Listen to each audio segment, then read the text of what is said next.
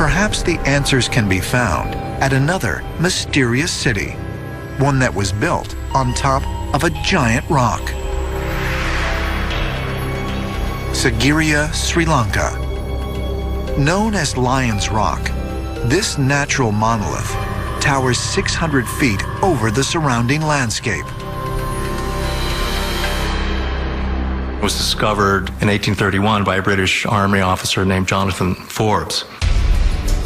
What he found there was a natural monolith, a giant cliff rock, and stairs had been cut into it, and then a palace had been built on top, and it's extremely remote area and high up vertical cliffs.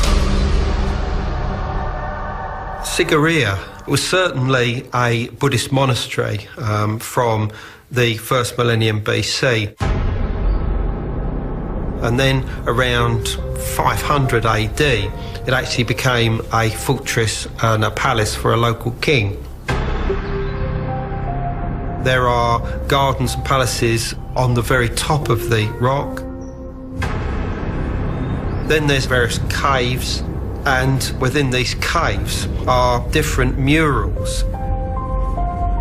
These fresco paintings feature portraits of women that some researchers believe represent ladies of the king's court, while others suggest the women are religious figures.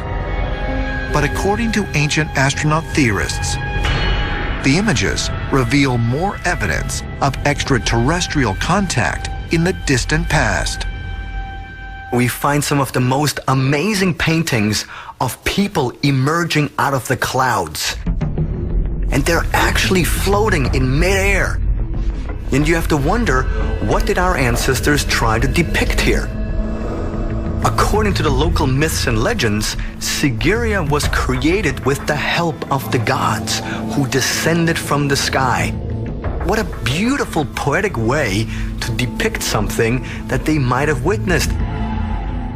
It was a complete misunderstanding of a visitation by technologically advanced space travelers.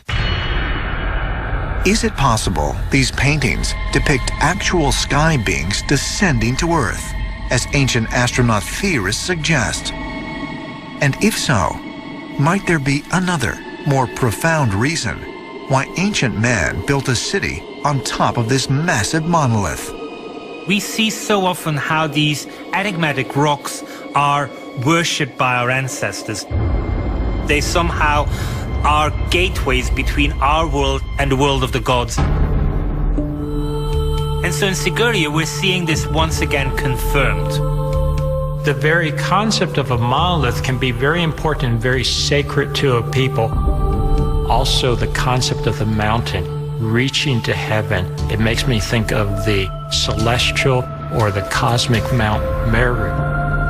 Mount Meru is a name used in Buddhist cultures to describe a cosmic mountain.